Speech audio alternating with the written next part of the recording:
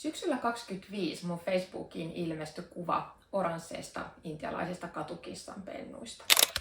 Algoritmi, joka epäilemättä tietää, että mä tykkään kissoista, esitteli mulle päivittäin näiden kissojen selviytymistaistelua ja kuulumisia, ja minä itse kannoin korteni kekoon painamalla aina tykkään, jolloin sain aina vaan lisää näiden kissojen kuulumisia nähtäväkseni. Kissojen kohtalo oli lopulta aika surullinen, niin kuin monien intialaisten kissojen nyt on, mutta loppuvuodesta areenalle astui 4 uutta kissanpentua. Kadulle hylättyjä ja sairaita huonokuntoisia nekin.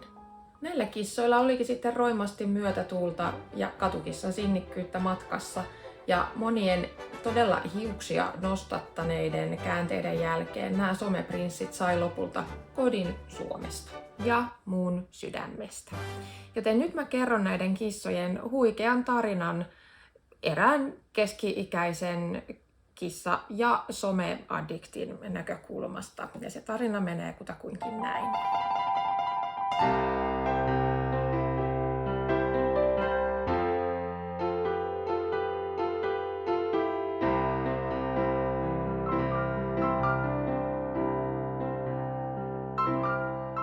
Kun silmäni mä auki saan, kirjo aurinko tapettiin kuvioitaan, peipot pesäpuussa tervehtii. En sitä silti huomaakaan, kun kiirehdin Facebookin avaamaan.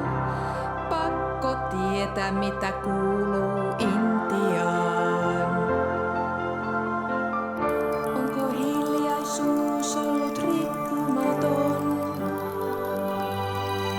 Koko yönsäkö nukkuneet arvioida ja on?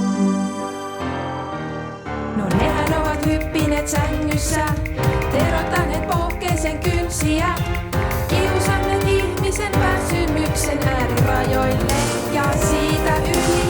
Synin pitäis päästä vaikka on aamuyö, häröily on kissanvedon tärkein työ. Teille töttikset mä hymyilen, kun ikkunan mä auki saan. Luo leinikit pihamaalle kuvioitaan, tuoksuu apila, käy perhonen. En sitä silti huomaakaan, kun kiirehdin Facebookin avaamaan. Pakko tietää mitä kuuluu Intiaan. Onko hiljaisuus ollut rikkumaton? Olleet päivänsä kiltisti arvioida ja on. Yksi siellä roikkuu verhotangossa, toinen käsi kylppärissä veisi harjoja. Emätänsä pussaa, pian on mutimussa. Rauhaa ei ihmisellä, kellä laukas varpasta ja tulos on. Somekuva söpökissa sympaketon, teemme teille töttikset mä hymyilen. Taas kun somen auki saan, alkaa vähän huolettamaan. Saako kissata sun alle Suomen maan? Muuttoprosessi byrokraattinen, vie viimeisenkin jäljen hivenen. Yltää kuuhun kasa dokumenttien, raviesrokotusten, serotodistusten, virallisten leimojen, lentolippujen. Jääkö kissa terminaaliin?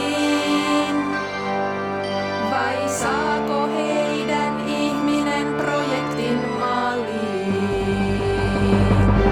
Äänimarkkaruuden certificate service, voikohan siitä joku selvitä hennis? Lentofirma säädä ei löydy yhtä lippua. Nytkö yksi töttis matkalta tippuu? Vai ovat kissat lentokoneessa? Onko mielestunnelma on homeessa?